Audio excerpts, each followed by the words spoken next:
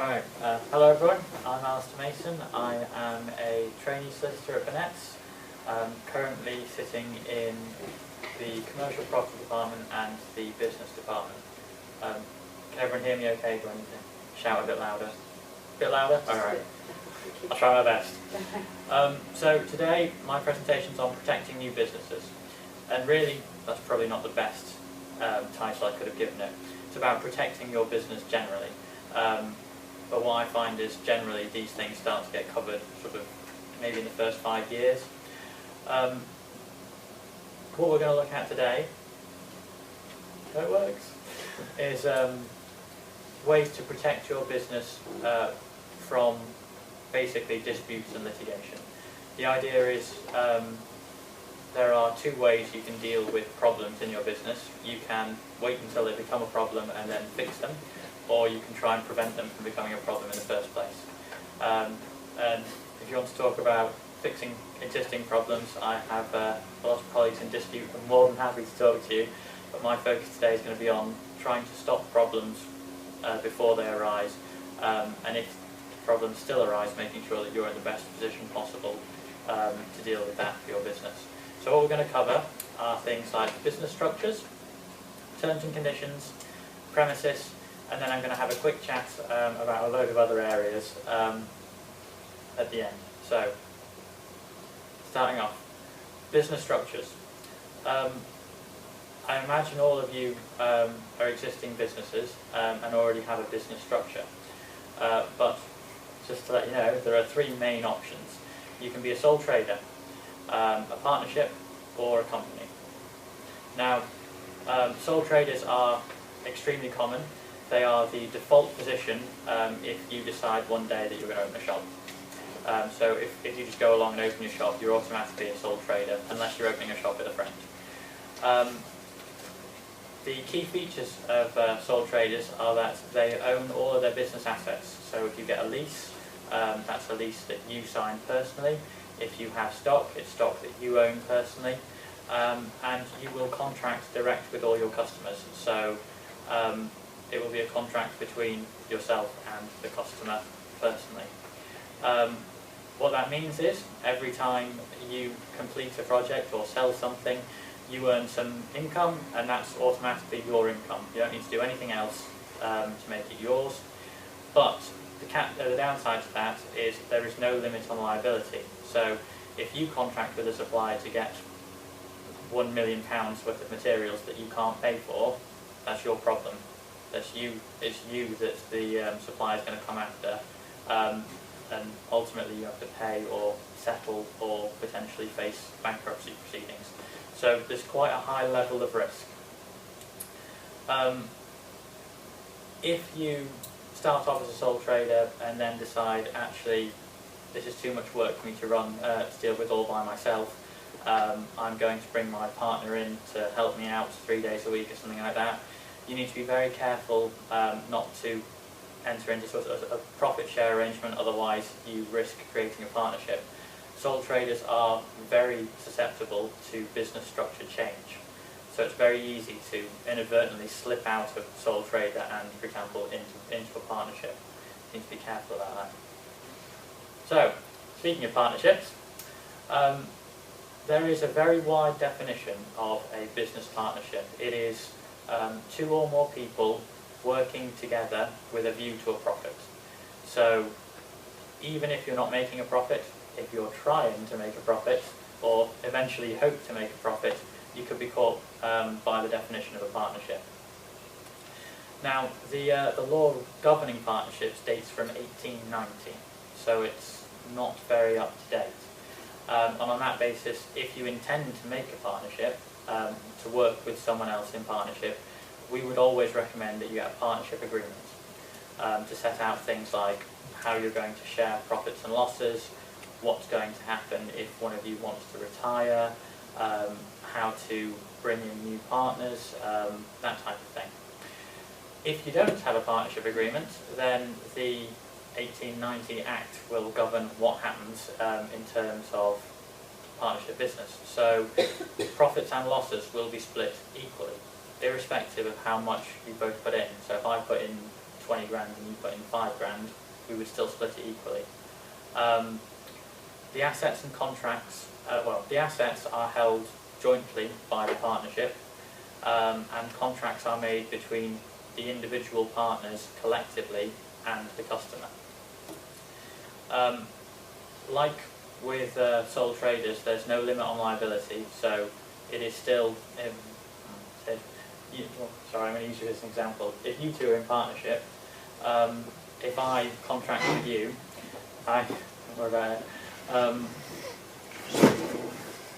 you two will both directly and personally have made a contract with me. There'll be nothing stood between me and you two. So there'll be no limit on liability. There's also joint and several liability between partners. Now what this means is, I'm going to stay with you two as my partnership. If the partnership owes me money, I have two options. I can sue you both for the total amount due, or I can pick one of you and I can sue one of you for the total amount due. So the important thing about partnerships are, even if only one partner signs up to an agreement, all the other partners will be bound, and all the other partners can be sued individually under that agreement. So basically, the easiest way to think about this is, if you're considering entering into a partnership with someone, ask yourself, would you just give them your credit card? If you wouldn't, probably wouldn't look at a partnership, and I'd consider maybe a company, because there is an awful lot of trust involved in a partnership.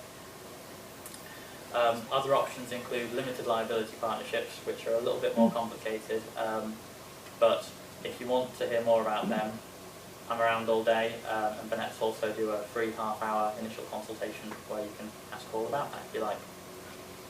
So, third option, companies. Just a quick poll. Who's using a company? Is anyone using a company here? A few of you. Yeah, good. In terms of risk, companies are probably your best option. Companies are separate legal entities, which means that as far as the law is concerned, they are another person. Companies own their own stock, so if your business is run through a company, the company runs the business, not you. You run the company runs the business. People who own companies, so you'll have the shares, or if you're limited by guarantee, you'll get the guarantee, but it should normally be shares with businesses, are the members, and the people who run the business are the directors. Now, most of the time, for smaller businesses, what you'll find is the members and the directors are the same people. Because a company is a separate legal person, and the company owns all the assets, and the company makes all the contracts, members and directors have limited liability. So if you're a shareholder, for example, if the company goes under, you will lose your shares. The end. You don't lose anything else.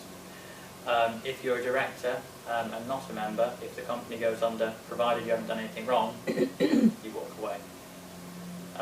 So the risk in terms of bankruptcy is significantly reduced.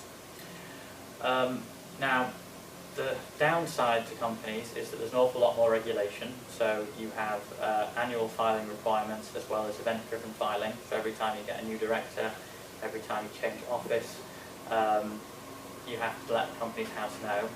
And also, because the company is a separate legal person, when the business makes money, it's the company that makes the money. So you then have to get your money back off the company.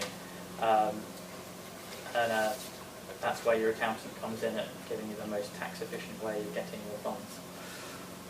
So that was business structures in a nutshell. Next, terms and conditions. Now, whenever you do, or whenever you transact any type of deal, whether it's selling goods in a shop or providing services or anything like that, there's a contract. It doesn't have to be written down. It doesn't have to be completely expressed. You don't have to set out every single term and condition, but there will be a contract. Now, if you don't add anything to that contract, so if I say, I will give you my little stick thing for 10 quid, and we leave it at that, the law implies a whole set of terms and conditions that protect the consumer.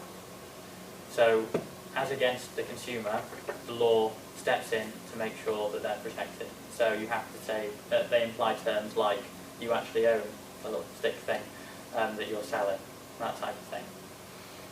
So because the law looks after the consumer, we need something to look after the business, and that's why your terms and conditions come in. They're all about protecting you from additional risk. Now, in terms of what you can put in your terms and conditions, there are some things you can put in, and there's some things you can't. But what you're going to want to do is balance length with protection. What often happens to me is I get people who say, I would like a set of terms and conditions on one page. I say, all right then, well, you can either have not a lot of protection and one page, a bit more protection and tiny print on one page, or we can go over one page and protect you as far as possible. And really, that's for each business to make a judgment call on how much risk they want to accept. So, what terms and conditions can and can't do? They can add context. They can reasonably limit liability.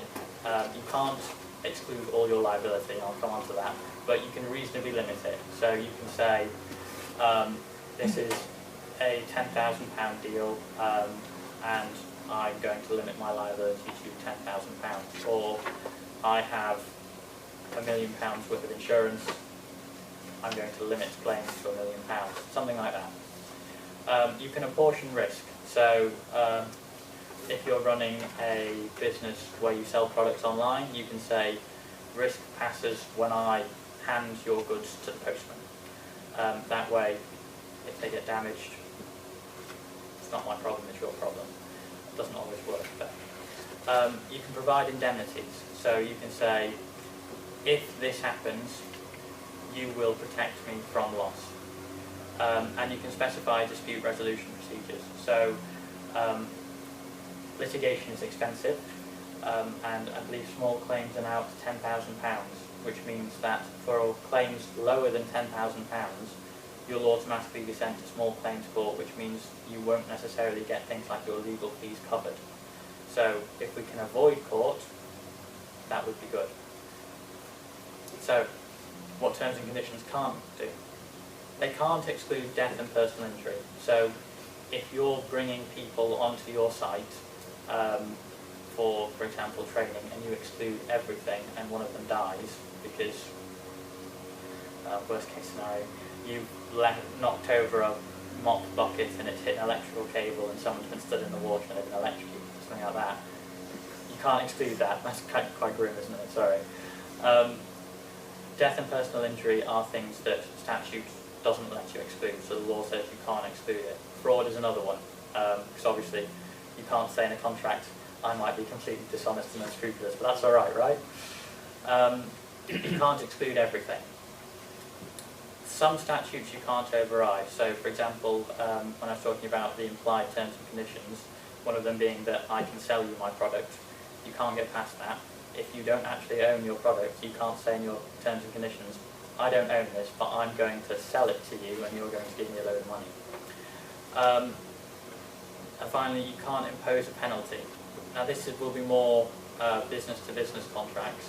What that means is you can't say to your suppliers, for example, I must have my product by Tuesday. If it arrives on Wednesday, you will pay me £10 million, because that sounds a nice round figure and I need a holiday. That doesn't work.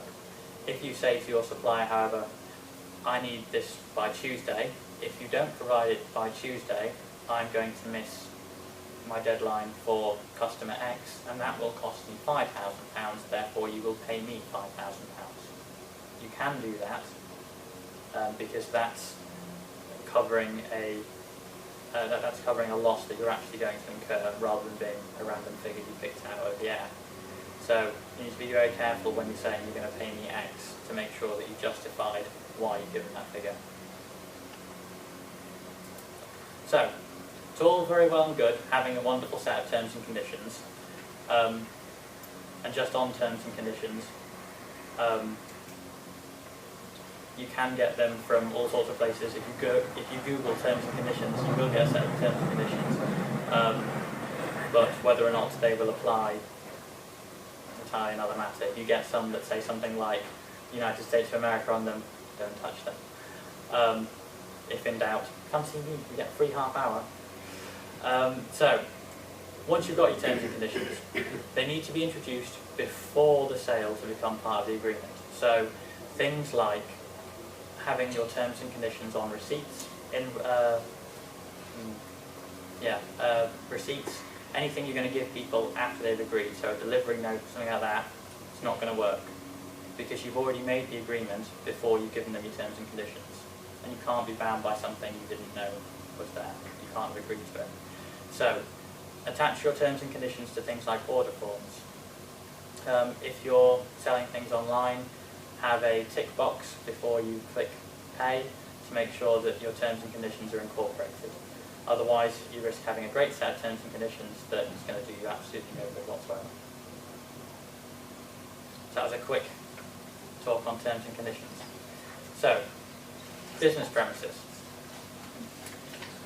When you're starting up and developing and growing as a business, buying isn't always a realistic option.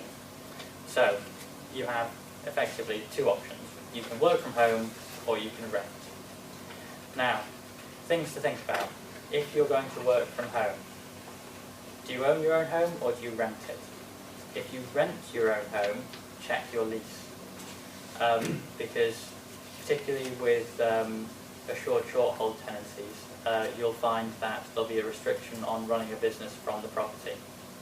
So you'll need to either run the risk of getting caught and thrown out, or talk to your landlord and agree to run your business out of the property. If you own your own property, you still need to make sure that there aren't things like restrictive covenants on the property saying you shall not run business X, Y, or Z from these premises. Traditionally, the biggest problem comes with pubs. There are an awful lot of properties that have restrictive covenants on them that say you can't sell alcohol from these premises.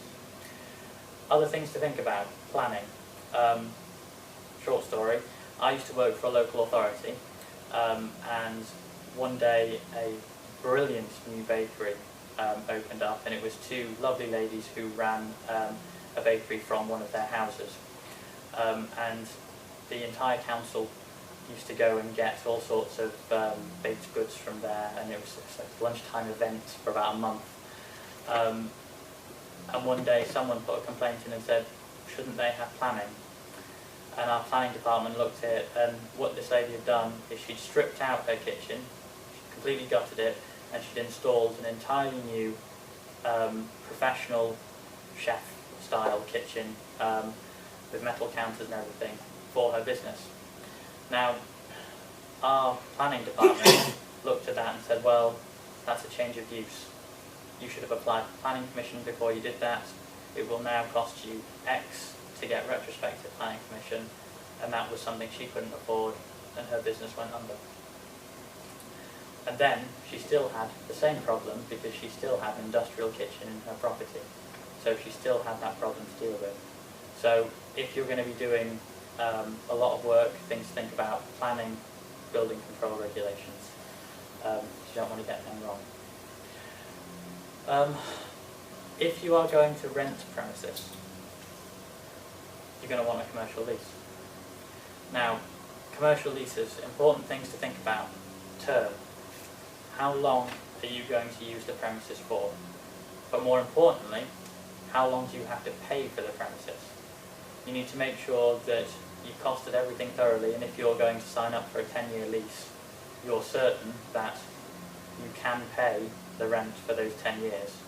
Because remember, if you're a sole trader, it's you personally that's liable for that money, even if your business goes under. Other things you might want to think about, break clauses.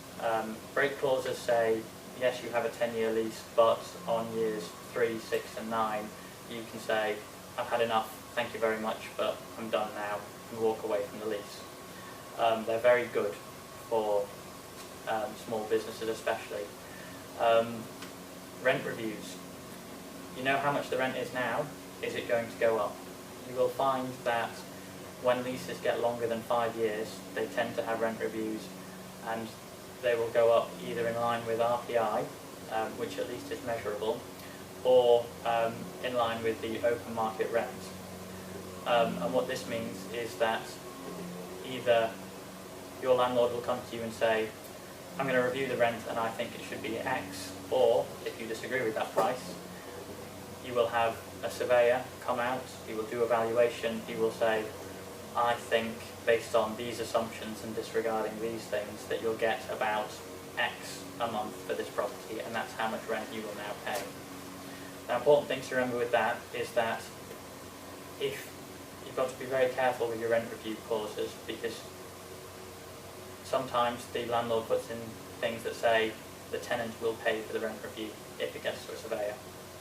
Sometimes it will say things like the surveyor will decide how cost is to be apportioned, and other times we'll just split it equally. Surveyors aren't necessarily the cheapest professionals. I know solicitors probably not the best thing to lead with, but you need to be aware that that's an additional cost. So not only might your rent go up, but if you've been completely unreasonable and said, no, I'm just not going to talk to you, landlord, at all about it, the surveyor might turn around and say, well, that was unreasonable, so you're going to pay 90% of my costs, and you get an even bigger bill. So be aware of what your costs are going to be. Other things to think about. Service charge. If you're renting an office in a building full of offices, there are probably going to be common parts. These common parts will need cleaning, they'll need lighting, they'll need heating. Who's going to pay for that? Normally it's the tenant.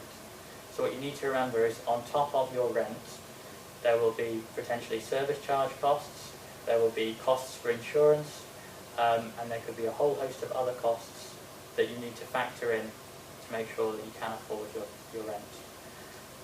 So, that was cheery. Moving on, other areas. How are we doing for time, by the way? Plenty.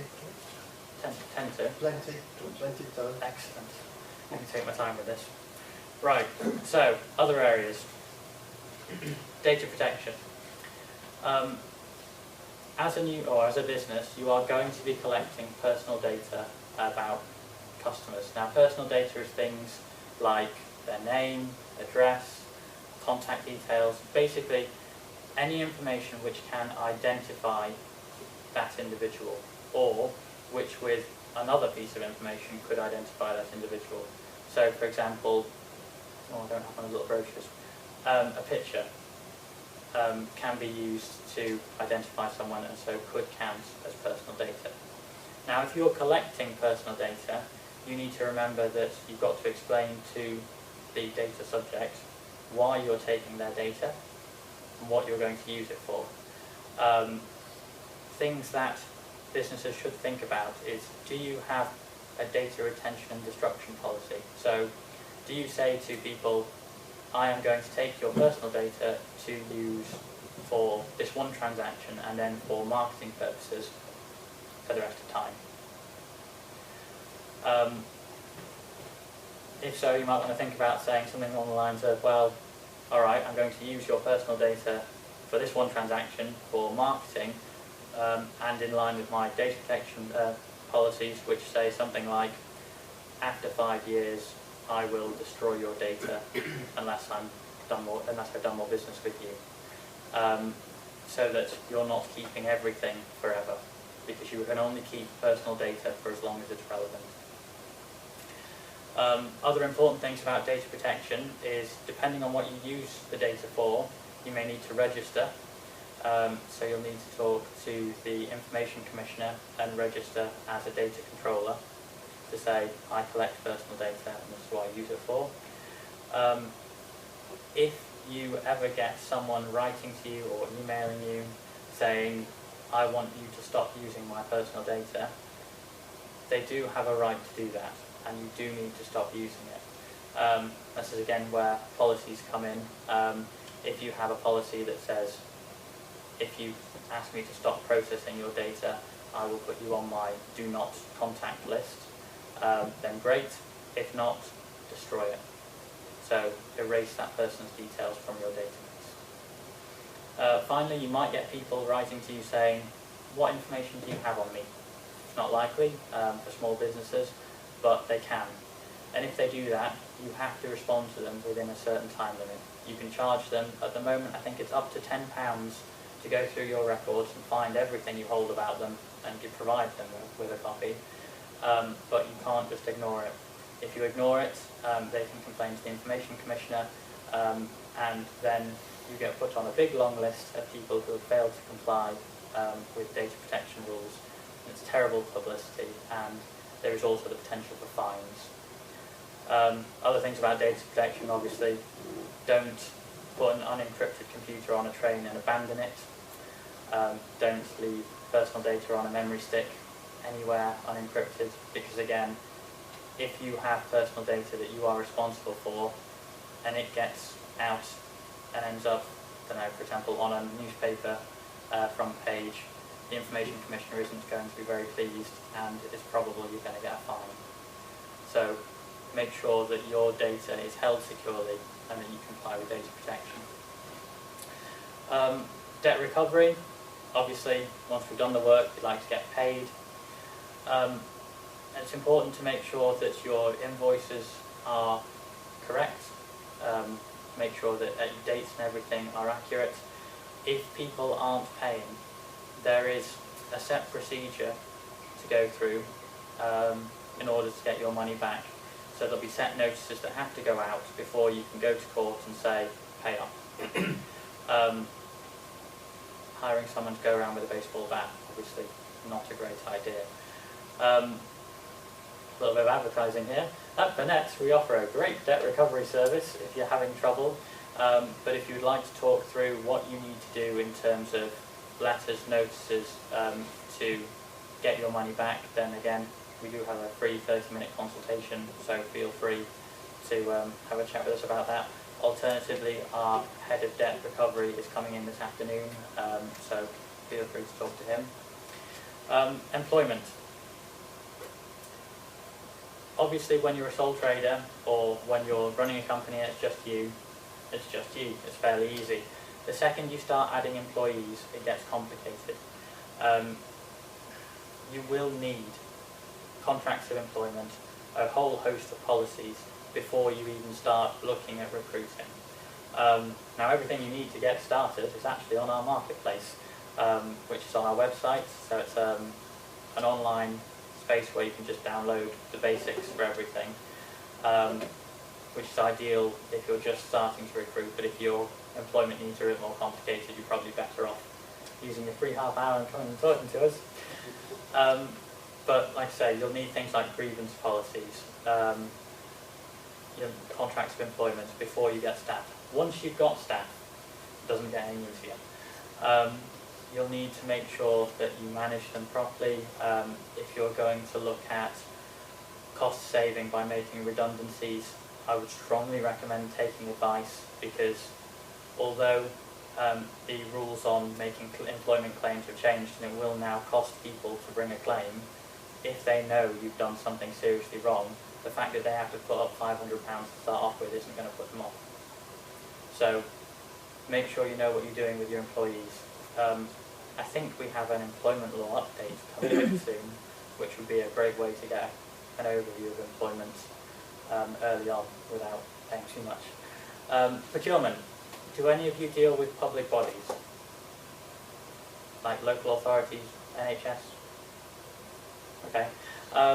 So, procurement is basically contracting with public bodies. Public bodies have rules that are set out by the European Union on how they buy and sell things. And generally it only applies above a certain threshold. At the moment it's about £173,000. For things less than that, however, they normally have their own internal rules on procurement, which will mean that they have to get a set number of quotes, or they will send out a whole host of paperwork that you will have to fill in before they will say whether or not they'll work with you. Now, procurement can be quite tricky, very tricky, and particularly for SMEs, it's an area that they get wrong a lot. I used to work for a local authority and I ran a few procurement exercises, and it is very, very easy for small businesses to make mistakes. And the problem is, if you're filling in these forms, it will take you at least an hour, if not a day, to get through all the forms. So you want to make sure that you get all the forms right, because one mistake, one wrong answer can potentially mean that you've wasted all of that time. We have, I think that's sort of every few months, a procurement masterclass for SMEs where we talk through what you need to do to fill out tenders and to bid, and it's well worth coming along to. Intellectual property. So this, I find, this is most relevant for consultants. Intellectual property covers things like trademarks, so your brand, copyright, which is basically things like artwork, written text, materials, that type of thing. There's also design rights and patents, which cover effectively inventions and new shapes. Now, we do get, and we have had some patent queries before. So if you are a business where you've created something new, you need to be aware that in order to protect your invention, it has to be registered, you have to get a patent for it, and this has to be sent off either to Europe, or you still do it within the UK only to protect it. Before you get it protected, you can't tell anyone about it. You can't start selling it. So if I invented a time machine and I opened a shop selling time machines, I couldn't open the shop until I got my patent, until I protected the idea. Because the second you tell everyone, hey look, I invented a time machine, that's going to look really bad when I play this back. Yeah, how would that work? Because as soon as you go back in time in it, people would see it, and then before you've patented it. I'd hide it. We'll make it like the telephone box from Doctor Who. So the second you've told everyone about it, it becomes part of the general knowledge of society, and it's no longer protected, and it's no longer protectable. So you'll lose your application will be thrown out. So if you invent something new, stay quiet. Go see a solicitor, come see us, and we'll get it protected. Then start selling it and making millions. Copyright. If, like I say, this is the one I find most relevant for consultants. If you have, for example, a standard form report, you need to make sure in your terms of business that that report is that you retain the intellectual property rights to that report. Because the risk with consultants is they'll create something brilliant that they can reuse again and again and again, and they'll inadvertently assign the rights to use that piece of material to their clients, and then they can't use it again, and so you've got to start over. So making sure you own your intellectual property makes good business sense, because it means you don't have to keep recreating the wheel, and it also means that your business will run a lot smoother, and you can have your precedents and line everything up, and it makes everything a lot smoother. You may find with some areas though that people aren't so fond of letting you keep your intellectual property, and then it becomes a question of, does your business accept the risk of having to restart? Health and safety, a bit more practical. Health and safety rules obviously apply to everyone. It's not just builders and engineers, it's officers as well. You need to make sure that if you've got staff, your staff are safe, that you're safe, and that if your clients' customers are coming on to your premises, that they're safe. Liability for health and safety can, like data protection, be absolutely massive. So making sure you get it right is important.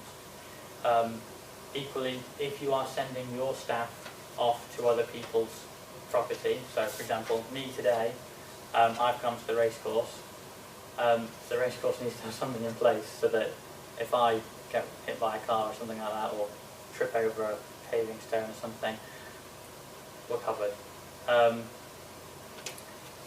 if your staff aren't covered, you're going to be looking at things like a claim against your employer's liability insurance because they're an employee that has been injured at work, even though they weren't on your site. So you need to make sure that whoever's responsible is covered, and that they're complying with health and safety regulations, because, like I say, non-compliance creates massive liability. So, tiny little bit of advertising now. How can Burnetts help you? Well, we have a few schemes available for small businesses and medium-sized businesses. We have our Head Start scheme, which is the 30-minute free interview I keep going on and on about, where you can discuss anything you want to do with your business.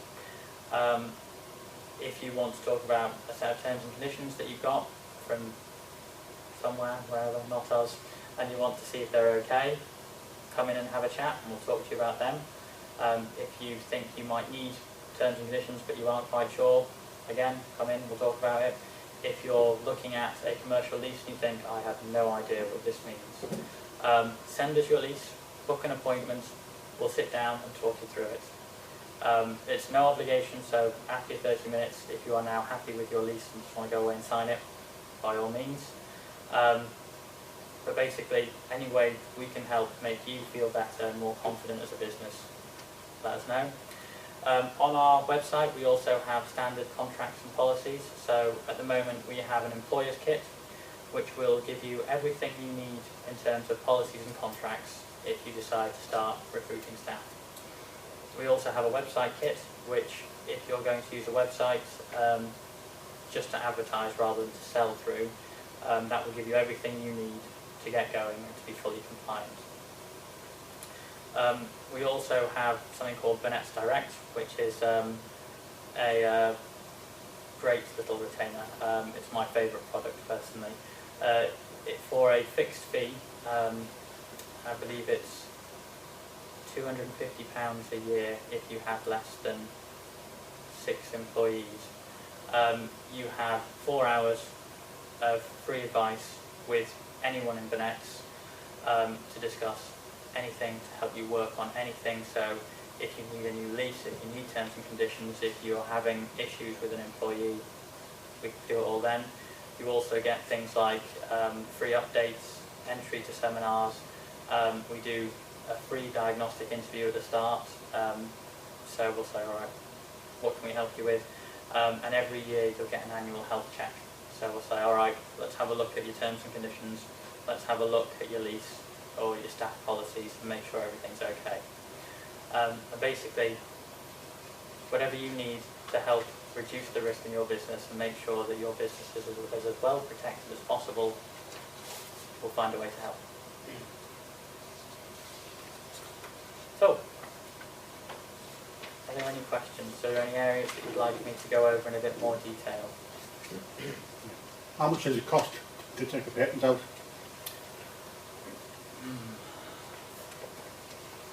Won't be cheap, will it? It will certainly be hundreds of pounds. Right. I think the initial application form, it's about 150. Right. So you have to do searches and one thing and another. It's not. You need to make sure that someone hasn't already registered your idea. So that'll cost money. Normally, people will find an expert or to do that search for them. There are professionals that will check everything and they'll look over your idea and write your proposal for you. And they tend to be quite expensive as well. So I would say if you have £500 to one side, that would probably be a good start, if not getting you. That's just to do the actual search, the search and file the initial application. Well, it depends who you use, but if your initial application is, like I say, I think it's about £150, although I'd have to double check. Right. But depending on who you get to do the searches and how much they quote, it can go up, it can go down, depends how complicated it is. But if you want to talk afterwards, I can go away and try and get you a more accurate quote. Anything else? I've got lots. I see you do a website pack. What's the law on cookie policies now?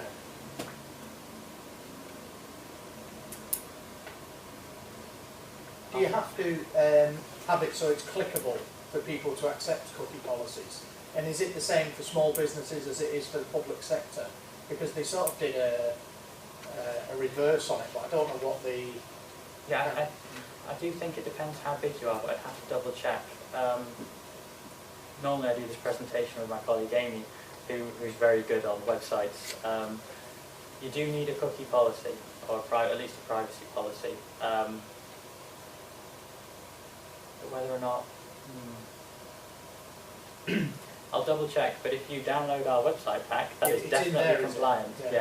Yeah, it's in the privacy policy. It's just that quite a few websites now have them where they come down and you've got to click to accept the cookie policies. Well, obviously, if you get someone to click to say yes, they confirm, that is the best form of consent.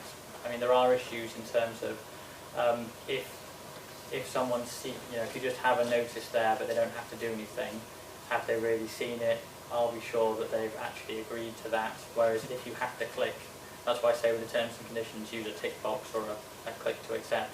Because if you force someone to click something, then they have to actively agree. They're not just sort of agreeing by default. But that's not necessarily the legal obligation to do that.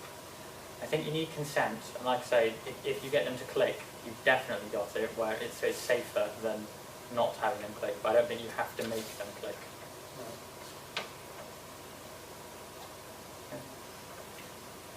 Yep.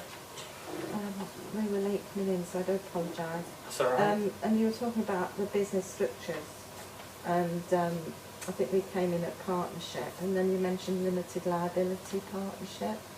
Yeah, so... Could you explain that a little bit more? An LLP, a limited liability partnership, is like a cross between a partnership and a company. It provides limited liability, but you still have to register at Companies House. So there is less, well, there's more red tape, but less liability. The important things really are that your liability is limited. You do have red tape, but it's less. So in terms of what you have to publish and what is publicly available, it's not as onerous as companies. So with companies you publish your accounts, and depending on what size company you are, specifies the detail of accounts. You'll never get to the same level of detail in your accounts as companies. So that's why professional firms tend to really like LLPs, because they limit their liability without having to tell everyone too much about them. If you're considering an LLP, something I will say now is the tax regime for LLPs, I think, is about to change. So it's definitely worth talking to your accountant to see if it makes financial sense to have an LLP. I mean, ultimately, if you want an LLP, go for it. If it works for you tax-wise, even better. But do have a 30-minute chat about it, and we can talk through the pitfalls. I mean, some people now have they'll have a partnership with an LLP as a member, and they'll do complicated things like that, just to still try and keep as much protection as possible without getting too much red tape. So there's an awful lot you can do with LLPs to make them work. But yeah, I mean, it's a more complicated structure for starting off than for running a small business. And generally speaking, I tend to find if you're not sort of solicitor, accountant, architect, people tend to stick with, they'll either go sole trader, company or partnership. But I mean, do look, if you are looking at an LLP, do look at a bog standard company as well, because normally if you want,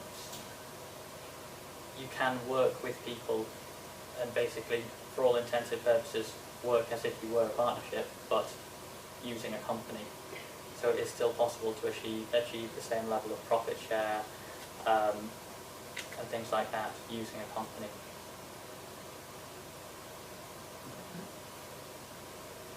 Any other questions? I'm not quite sure how to answer this. About intellectual property, because I find it quite confusing really. So if you're a write a report or you design something, how do you actually say, how do you make it known That it's yours. this is yours? Okay, so using the consultancy example, whenever I draft terms and conditions for consultants, I always include a clause in their terms and conditions that they have with whoever it is they're working for, that the intellectual property created by the consultant belongs to the consultant. And putting it in your terms and conditions is the best way of doing it. Because if you don't, the risk is you will say to the business that you're going to work for, okay, I'll come in and I'll help you and I'll create, I don't know, this new structure for you. Once you've created it, the business will go, thank you very much, that's our structure, and it'll be everywhere. And if you try and use it again, they'll say, well, that's our structure, you made it for us. And then obviously you get into dispute and it becomes quite complicated. But if you say in your terms and conditions, when you create a contract with the other business, you say, I retain all the intellectual property, and more importantly, I retain any intellectual property created during the course of this project, then it will be yours. And what normally happens is I will say my consultant client retains the intellectual property, but the consultant gives the business they're working for permission to use it. So that way the business who you're working for gets to use and reproduce it if they want, but you still own it. And ultimately you can do what you want with it, you can reuse it, and you can give other people permission to use it. And that's the best way to deal with it. So, because what I find is sometimes in the contract it says the person's employing it's their property. So is it reasonable to have a discussion with them beforehand? I mean, the important thing to remember, especially with your suppliers and if you're working for other businesses, is that most of the time contracts are negotiable. You know, a contract is an agreement between two parties, and if you're not happy with something, tell them. Same with a lease. You know, if you're uncomfortable with something your landlord's put in, query it. Ask them to change it. Don't be afraid to ask for changes. The one caveat is if you're in a procurement exercise, then you can't change the contract that they've given you. So once the contract's signed? Well, once your contract's signed, that's your agreement. Normally, if you want to change it, you'll have to ask them to vary it. Now, contracts I draft always say that any variation has to be in writing, because I don't like accidental variations of contracts because it makes things messy. So what you do in that case is have a discussion with the other side to start off with, then maybe write to them and say, yeah, I know the contract says this, but as discussed, I would like to retain this, and see what they come back with. Ultimately, if they're not going to budge, then there's nothing you can do because you've already agreed a position, and if they're not going to be willing to change it, they're not willing to change it. But don't be afraid to ask. Just remember that the less a customer thinks they're getting, the less they're going to pay, potentially. So if you're going to go back after agreeing a price in a contract and say, actually, I don't want to give you that, they might say, well, actually, I don't want to pay you that much. So that's the risk if you leave it till after. Yeah. It's all about, basically, everything is about balancing risk. And it's going to be a balancing act for how much risk you're willing to accept, how much you think you can get away with. You know, the more liability you shift to another business, the more likely it is that that business will pay you less. It's all weighing up and making decisions about what you're prepared to do. But yeah, never be afraid to ask. Anything else? Okay. Excellent. Thank Thank you. you very much. You'll be the clap for that.